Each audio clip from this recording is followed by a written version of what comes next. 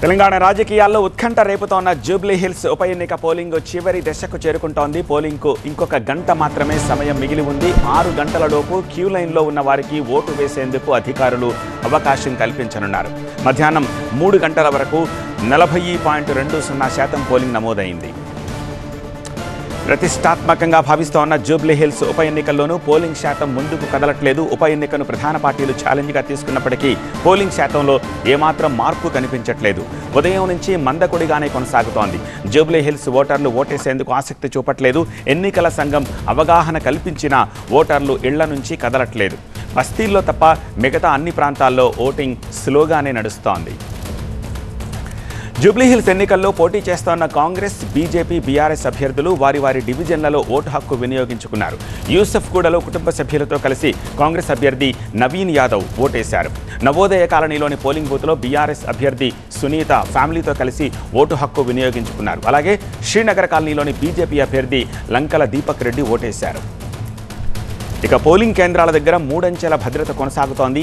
ఎన్నికల నిర్వహణలో తొలిసారిగా డ్రోన్లను వినియోగిస్తున్నారు. 139 ప్రాంతాల్లో 139 డ్రోన్లతో పోలింగ్ భద్రతా ఏర్పాట్లను అధికారులు పర్యవేక్షిస్తున్నారు. లేటెస్ట్ అప్డేట్స్ అందించేందుకు మా ప్రతినిధి వాసు ప్రస్తుతం సిద్ధంగా ఉన్నారు. వాసు, ఇంకా కేవలం గంట సమయం మాత్రమే మిగిలి ఉంది కదా, సో 5 o'clock వరకు టర్న్అవుట్ ఎంత వచ్చిందని చెప్తున్నారు అప్రాక్సిమేట్లీ. ఈ చివరి గంటలో పోలింగ్ సరళి బూతుల్లో మీకు ఎలా కనిపిస్తోంది?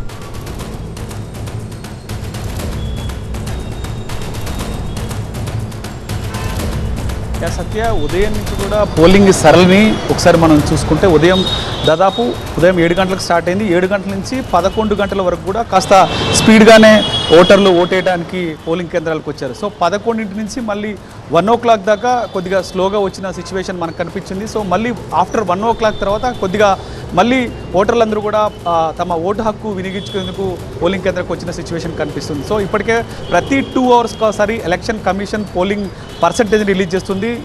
దాదాపు 3 గంటలకు రిలీజ్ చేసింది. అప్పుడు 40.20% నమోదైనట్టుగా మనకి ఎలక్షన్స్ అధికారులు ప్రకటించారు. సో 3 పార్టీలు కూడా చాలా ప్రతిష్టాత్మకంగా తీసుకునేని చెప్పుకోవాలి. అయితే ప్రస్తుతం నేను యూసఫ్గూడ గవర్నమెంట్ హై స్కూల్ దగ్గర ఉన్నాను. సో ఇక్కడ దాదాపు 10 పోలింగ్ బూత్లు ఏర్పాటు చేశారు. సో ఓటర్లు అయితే వస్తున్న సిచ్యువేషన్ అయితే మనకు కనిపిస్తుంది.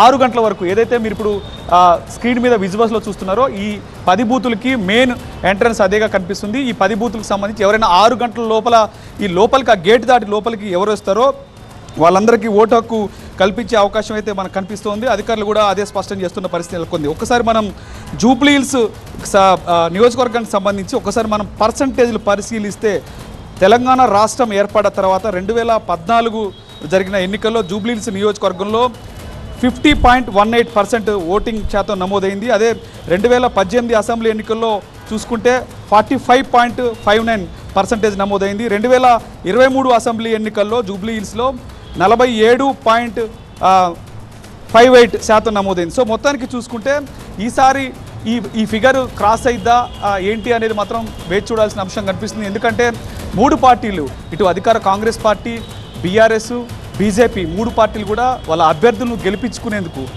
ఛాయశక్తుల సర్వశక్తులు వడ్డాయని చెప్పుకోవచ్చు. సో ఎందుకంటే ఇది ఉప ఎన్నిక కావడంతో ఫోకస్ మొత్తం కూడా ఆయా పార్టీల నేతలు అందరూ కూడా ముఖ్యంగా ఈ జూబ్లీ హిల్స్ మీద దృష్టి పెట్టడంతో ఓటర్లని ఉదయం నుంచి కూడా తరలించే ప్రక్రియ స్టార్ట్ చేశారు. కానీ మధ్యాహ్నం నుంచి కూడా చాలా ఓటు శాతం చాలా తక్కువైంది. కానీ ఆ తర్వాత మధ్యాహ్నం తర్వాత నుంచి పూర్తి స్థాయిలో కొంతమేర మెరుగుపడ్డది. సో 6 గంటలకి క్లోజ్ చేయనున్నారు. సో 6 గంటలకి ఎవరైతే ఈ గేట్ లోపలికి వస్తారో వాళ్ళు ఓటు హక్కు వినియోగించుకునే అవకాశం ఎలక్షన్ కమిషన్ కల్పించింది. సో మొత్తానికి కూడా చూసుకోవచ్చు. ఎందుకంటే కానీ అనుకున్నంత రీతిలో ఎగ్జాక్ట్లీ, ఎందుకంటే మనం 2023 అసెంబ్లీ ఎన్నికలు తీసుకుంటే 47.58% అప్పుడు ఓటు శాతం నమోదైంది. ఇప్పుడు మనకి 3 o'clock చూసుకుంటే 40.20 నమోదైంది. సో ఈ నేపథ్యంలో ఈసారి ఎంత నమోదవుతుంది? ఎందుకంటే ఓటు శాతం పెరిగితే ఎవరికి లాభం, తగ్గితే ఎవరికి నష్టం, ఇలాంటి లెక్కలు కూడా రాజకీయ పార్టీలు వేసుకుంటున్న పరిస్థితి నెలకొంది. కానీ ఓటు చాలామంది జూబ్లీ హిల్స్ బై ఎలక్షన్ ఈ 3 రాజకీయ పార్టీలు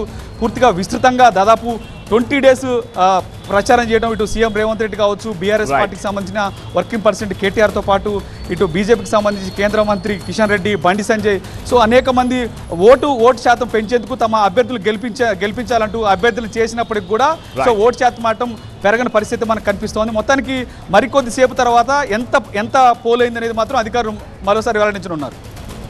ఆల్రైట్ వాసు.